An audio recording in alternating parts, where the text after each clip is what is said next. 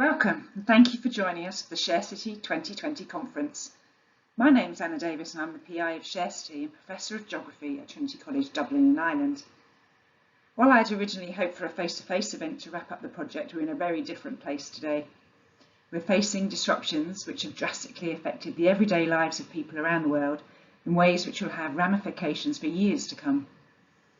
We knew our food system was unsustainable before the COVID pandemic, and its frailties have been put into sharper focus over the past 6 months. This has only made the work of SHARECITY more important to explore the practices and potential of food sharing to move our food systems towards sustainability. So I'm delighted to introduce the project and set up the proceedings for the next 3 days. All of the presentations will be available on the conference platform for 2 weeks, and after this they will be posted on our website. We welcome your questions and comments on every presentation. You can post them on the conference platform beneath the presentation. We'll also be collecting questions during our live Q&A webinar on Thursday. Any questions we are unable to respond to during the conference will be addressed in a post-conference blog. While it's normal to do thanks at the end of the conference, I'd like to start by acknowledging the commitment and contributions from a range of people without whom the project could not have progressed, and this event would not have been possible. First, special thanks goes to all the researchers who've participated in the project since its launch. Each and every one has played a vital role in generating new knowledge about food sharing internationally. You will hear from many of them in the presentations throughout the conference, but I want now to say a particular thank you to 3 researchers who assisted me with the management of the project at various stages. On the top row of the team photo on this slide, we have Marion Weems, Vivian Frank, and Vanessa Lucy.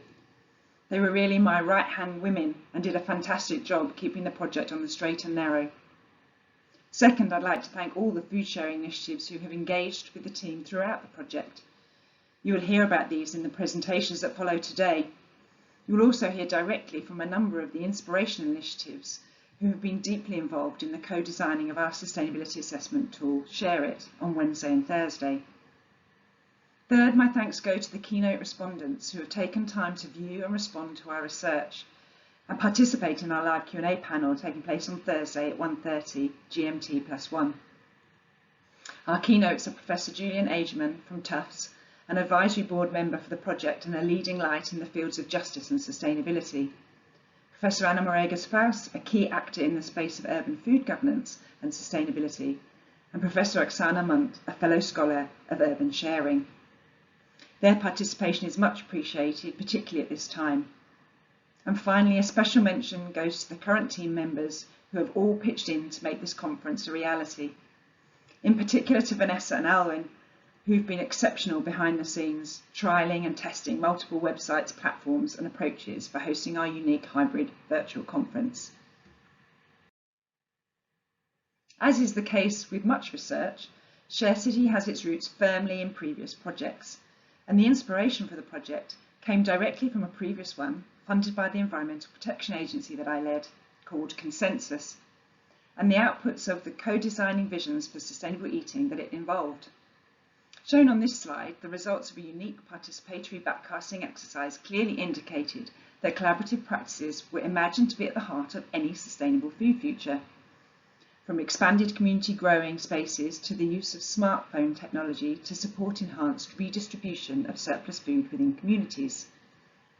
It struck me that many of these practices were already visible in our urban areas. The difference was that in the imagined future, they were flagship activities that were mainstreamed rather than niche or peripheral. I wanted to know more about the current landscape of these practices and their sustainability impacts and potential. In the absence of any wide-ranging international research examining such collaborative practices, I developed an idea about how to do this, and that idea ultimately became the SHARECITY project. SHARECITY is a European Research Council funded project that began in 2016. It takes as its starting point the unsustainability of our current food systems, including our urban food systems, and the need for a radical transformation to reorient its trajectory.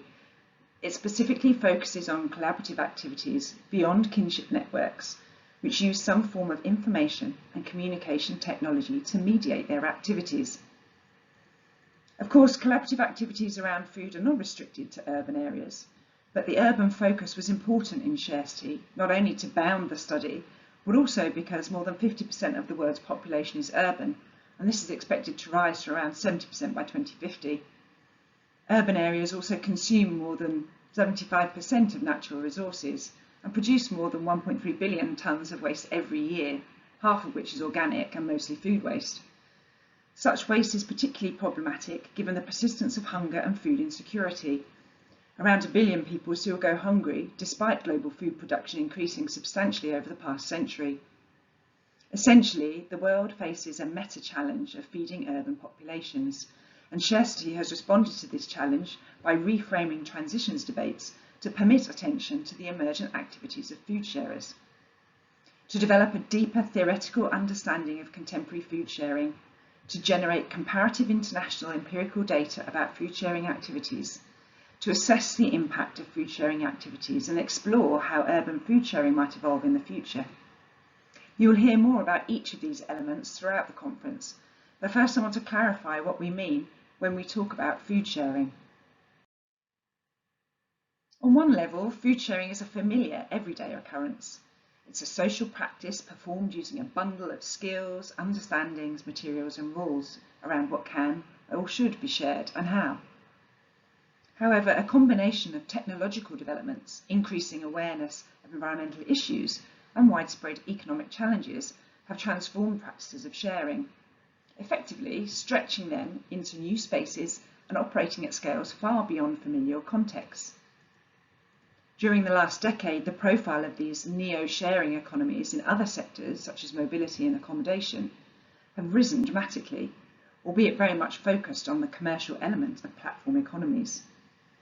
While much was made initially of the substantial and sustainability potential of these neo-sharing activities, the evidence base here to substantiate this was limited, and food sharing was definitely the poor cousin in the public debates, despite its role in establishing the bedrock of human civilization.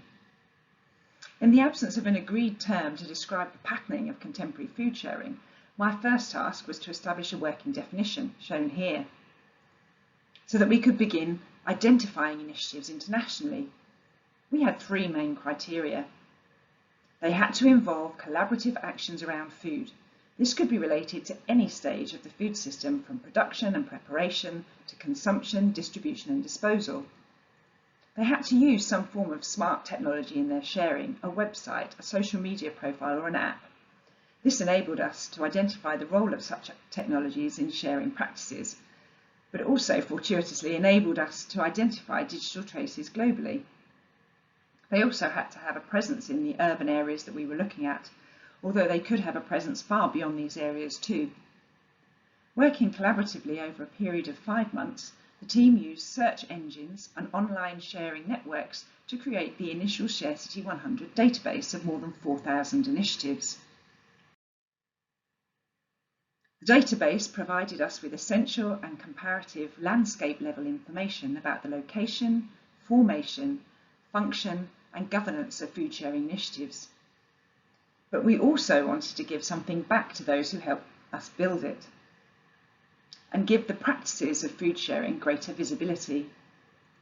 In the spirit of open scholarship and working with a web design company, we were able to convert our database into an interactive portal on our website, so do check it out if you haven't already.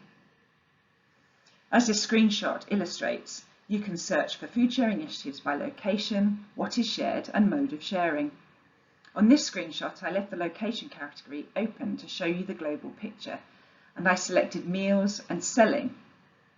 The database then collates the initiatives which meet your selection criteria and presents them as a clickable map so that you can choose a specific location and drill down into the initiatives collected.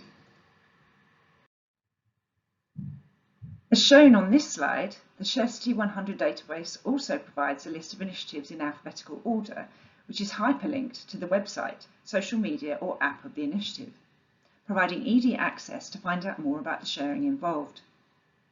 In addition to the search terms, the organisational formation, that is, whether it is a charity, social enterprise, for-profit enterprise or other structure of each initiative, was also identified. Ultimately, we use the full database to interrogate the landscape of food sharing and identify locations for in-depth research. While there's no time to discuss the global level landscape of food sharing here today, it's useful to point out some broad trends around drivers, geographies and ingredients of sharing. We found that 78% of initiatives sought economic impacts, 77% social impacts and 61% environmental impacts, while just over a third of initiatives articulated sustainability goals. However, a few initiatives reported on their specific contributions toward these goals. In terms of geographies, the leading areas for food sharing initiatives were large, wealthy and connected cities, such as London, New York, Melbourne and Berlin. The top 10 urban areas accounted for just under 1/3 of all the initiatives recorded. However, if the number of initiatives is examined per capita, the ranking looks very different, with London falling to a mid-table position, with one food sharing initiative for just over 43,000 people, and smaller areas with unique contexts and histories emerging as food sharing hotspots. In terms of the ingredients of sharing, it's important to note the multifunctionality of many initiatives. More than 2/3 shared multiple things. For example, the Skip Garden and Kitchen in London provides knowledge and skills around community growing and cooking to local planners and businesses, as well as involving the local resident community in food growing in its sites. Its sharing, therefore, involves food, land, tools, kitchen spaces and meals, in addition to the skills and knowledge. Gifting is the dominant mode of sharing across the database, with nearly half of the initiatives using this approach. This is followed by selling, which takes place in both mainstream and alternative markets, such as community-supported agriculture and cooperatives. In terms of the ICT characteristics of urban food sharing initiatives, websites dominate, with 9 out of 10 initiatives using a dedicated website. Far fewer, but still more than half, have social media profiles. Only 9% of the initiatives had an app. This is unsurprising given the resource and skills required to build one, but those that exist have tended to garner much greater attention in the media, piggybacking on interest in platform economies. Capitalist and market transactions do not dominate the food sharing landscape, however. The majority of transactions and initiatives we found use alternative or non-market-based conventions. While developing the database did hugely productive work in mapping global urban landscapes, it was impossible to fully grasp the initiative's practices through their online profiles alone. So, to combat the limitations of the online-only research, we conducted a suite of multi-sited ethnographies in 9 cities of contrasting contexts shown on this slide. This analysis included contextual reviews for each urban area and interviews with key stakeholders in each city. It also included detailed interaction with a range of food sharing initiatives through multiple research methods, including online and face-to-face participant observation. The research was multi-sited, not only in terms of conducting research in different places, but also by its engagement with both physical and virtual worlds of sharing. However, while the ethnographic research provided a richness far beyond that provided by the database, it still did not uncover much evidence of sustainability, or indeed any formal impact reporting. So do the initiatives we examined contribute positively to sustainability or not? This was the question for the third phase of SHARECITY, which involved the co-design of an open access online tool, SHAREit, which uses a range of portals and supports to assist food sharing initiatives to collate and present their impacts. We worked with a suite of food sharing initiatives to design and deliver this tool, and you'll hear more about this process tomorrow when Stephen and Alwyn will go through our plans for it. But if you want to check it out, the resources just beforehand, SHAREit is available and accessible from our website. The goal of this work was to support food sharing initiatives to document and record their activities. This is important for the initiatives themselves to establish whether they are achieving their goals, and for communicating with wider stakeholders who may wish to participate in sustainable food sharing, or who are potential funders or regulators of such activities. Academically, there are interesting questions about the social practices of sustainability assessment reporting that I'm still thinking through. In the current pandemic, the need to be able to demonstrate and communicate contributions to sustainable urban spaces has never been greater. Despite the inspirational examples of food sharing initiatives that were identified internationally, we also came across stories of precarity and decline. As the media cuttings on this slide illustrate, incidences of closure and containment face many food sharing initiatives from across the food system. Community gardens, kitchens and redistributors regularly encountered challenges of access to and security of tenure for spaces in and through which to share. Analysing the challenges identified through ethnographic research enabled us to cluster and compare the experiences of different types of organisations in different locations. We explored the reasons behind these challenges in a multi-stakeholder workshop, Sharing Futures, with participants from Europe and North America. We invited international academics, food sharing practitioners and policy shapers to participate, to react to our findings in this area and to identify additional challenges and responses for growing, cooking and redistributing initiatives. Agnese will present the results of this work on Thursday. The workshop allowed us to test the robustness of our findings from the ethnographic research and also to crowdsource next steps for the project. In the remaining months of the SHARECITY project, we are hoping to wrap up with 3 main activities. The first is to work through all our data to identify and visualise potential and desirable food sharing scenarios. And Louise will talk about this on Thursday. The second is to develop a proof of concept plan for extending engagement with the ShareIt toolkit, developing a feasibility study for rolling out as a social enterprise, and Al will explain more about this here on Wednesday. Ultimately, we will produce a manifesto for sustainable food sharing to communicate our findings beyond the Academy, to give voice, hope and future to those who can commit themselves to sustainable food sharing. We hope that this will mobilise sharers, supporters and regulators, and will act as a final public statement of our findings and recommendations. I hope that in this brief presentation I've been able to convey the background, reach and range of SHARECITY. Please stay tuned to hear more details about each and every phase of the project from researchers and food sharers alike. And don't forget to ask questions through the conference platform and join us for the live Q&A on Thursday at 1:30 GMT+1. Thank you and enjoy the conference.